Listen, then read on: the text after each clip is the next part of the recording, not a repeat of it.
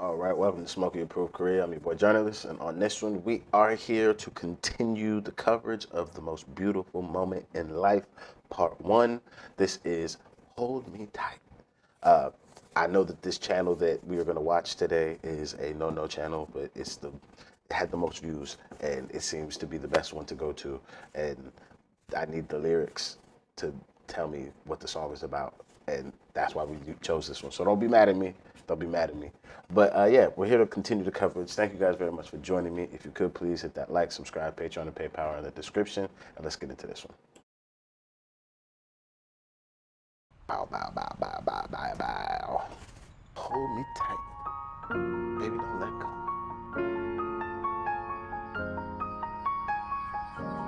Ain't nothing like a good cuddle. Give us a cuddle.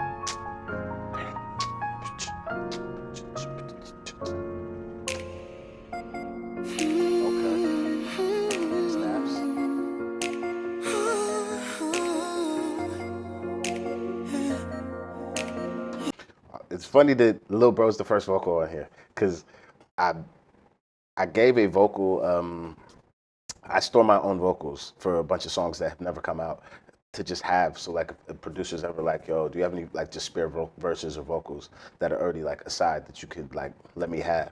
And I've got this folder I've been managing for a little bit of time now, and I forgot that I had put 3D in there from JK, and he heard it. He was like, yo, this record is hard. Like, who's singing on it? And I was just like, mate, you have no idea the rabbit hole you've just stumbled upon, because he's really like teched out into music. So when he heard it, he's like, yo, these harmonies and the way it's mixed is just so good. And it's just like, I had to give him the information on the song. And he was like, yeah, man, it's on another level. We should make some songs like that. And I was like, if I could, mate, like, I don't know how to sing like that, nor do we have a singer that we could have sing the hooks for us like that. But he's like, if we could find a singer that could do that, then like I could make you some stuff like that. I could find me a JK or somebody that wants to sing pop records like this. You goddamn right I would. You goddamn right. Hey, shout out to Lil Bro though. He had the homie going mental. He's like, his harmonies are so good. 술잔을 비우니 그리움이 차는구나. 그냥 따지고 볼 걸 왜 난 따지고 봤을까. 길가 차는구나. Why did I argue all the time? Yeah. 그냥 따지고 볼 걸 왜 난 따지고 봤을까. 길가에 버려진 쓰레기 봉투까지도 바람에 쓸쓸한 소리를 내. 날 배치해 널 좀 거칠했을. I was just color you in my white, but then I realized it already became a finished picture. 뿐인데 정신차려 보니 이미 한 폭의 그림이 돼서 너와 난 핸드폰 떨어져. 정신차려 보니 이미 한 폭의 그림이 돼서 너와 난 핸드폰 떨어지면 고장 날 걸 너도 알잖아. 어서 날 알아. 걸 너도 알잖아. That's some like really thirsty in the good way. Only your scent completes me. Hurry and hug me. That's you thirsty for your girl. Which that's the type of love that I like to be in. That's the way that like I'm a gimp like that. Like I really be behind my girl like that, because that's really how I feel. Like if I find the person that I want to be with, that's definitely how I'm feeling.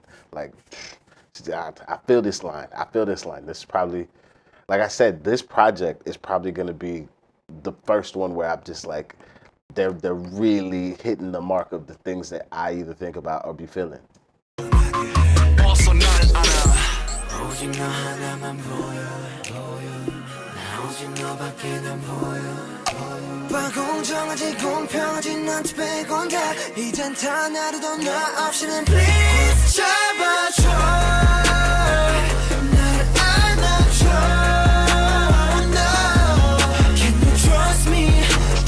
Trust me, can you trust me?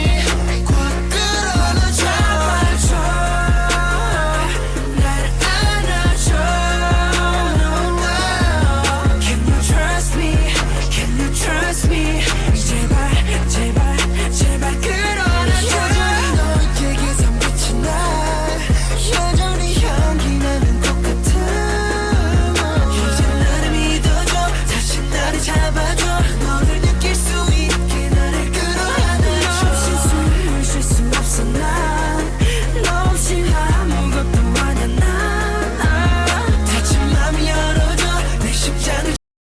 quintessential silk shirt R&B pop.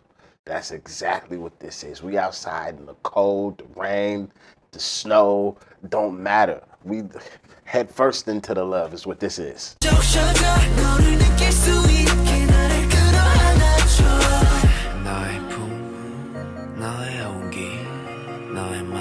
다시 보고 싶다고 빌어 지금 이 순간 따스한 꽃향기 바람도 구름 한 점 없이 맑은 저기 하늘도 다 모든 게 차갑고 저 맑은 하늘도 다 어두워 너 뱀의 시체인 내가 무슨 숨을 쉬어 아파 나 항상 cry 나 미치고 너 없이 지치고 네 생각 수시로 다 미워 매일이 시시로 나를 내 링딩동 기회가 있다 너난 달려 시작해 장미 같은 네 품에 들릴 각오로 다시 너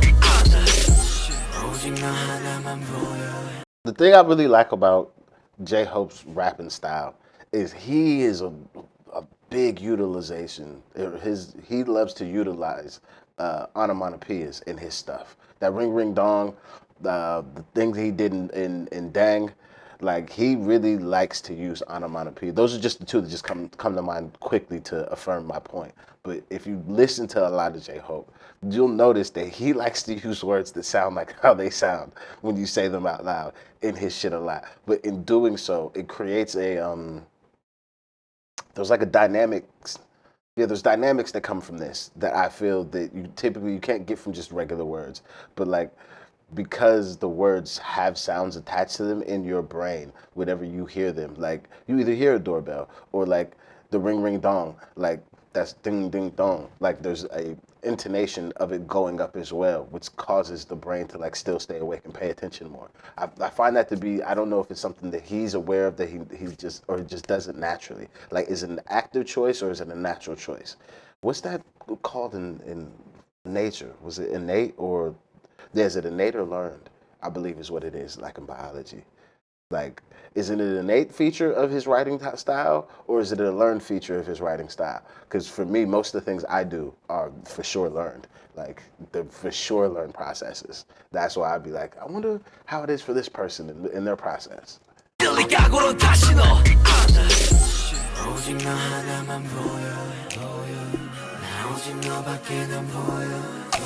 와 공정하지 공평하지 난 빼곤 다 이젠 단 하루도 너 없이는 please 잡아줘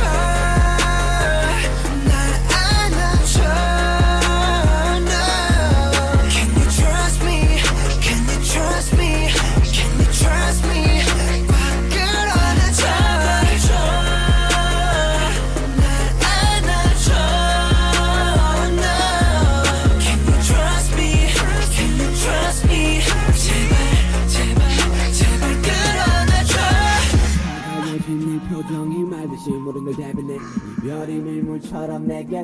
This is a weird mix choice unless it's gonna filter up into the full vocal.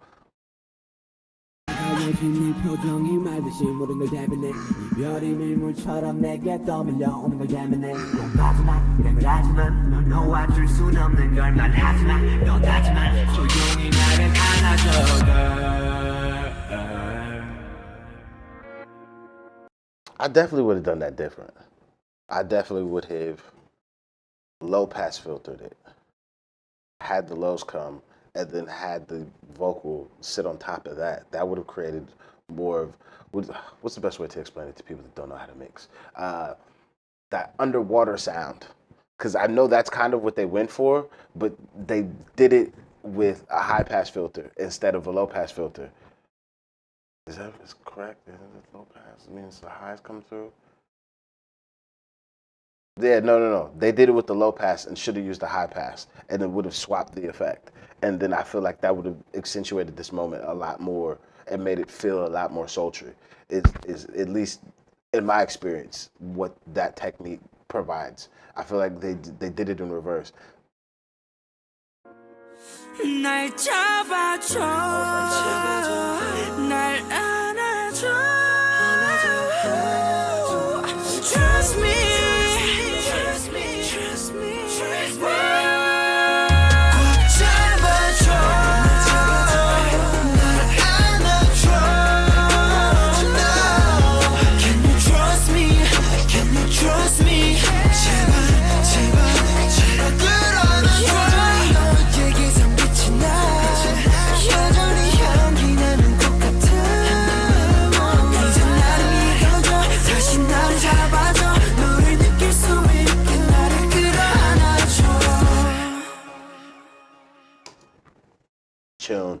Tune.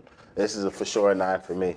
I guess I was talking through the parts that I really like. I'd say RM's verse really speaks to me as the type of man that I used to be versus the type of man that I'd like to be moving forward and try to be now. Where I'm from the bloodline of I'd rather be right than happy. I'd rather be right than wrong. So I will argue you till I'm blue in my face, you're blue in the face, and you go to sleep mad, wake up mad. If I feel like I'm right, you'll never hear sorry. If I feel like I'm right, you'll never hear anything besides me telling you how wrong you are. Is that healthy and positive for a relationship? And does that breed for good communication and understanding? No, the fuck it doesn't. Not at all. However, that's what I used to be. And that person's still inside. That motherfucker ain't going nowhere. Not at all. But with my baby, hands up, all right, man, I'm wrong. I'm sorry. I don't want to do that shit no more because I've seen those results. And the phrase, what is it? Would you rather be right or would you rather be happy? I'd like to be able to stay happy and still be right, but that's like dancing on a razor's edge. That's a very hard tightrope to scale. So I've matured past what I would consider not to be fully immature, but just callous and careless is what I would consider that to be. Because if you are right, you can't tell me that me making sure that I am right is wrong. However, if you're with a partner, you need to find a way to be able to get them to understand that you're right without damaging the relationship. And just standing on business in the relationship is just mental. I have flashbacks of the times where I used to be like, I don't give a fuck. I'm right. We ain't got nothing to talk about. That's terrible, terrible though. But Arb's verse really speaks to me. Actually, every part of the song really speaks to me. Everybody did a really good job on this, but Arb's verse, especially with how I used to be, really stuck out. And I was like, yeah, these niggas, they finally got to where I feel I am, not just mentally, but just like musically when I'm writing records.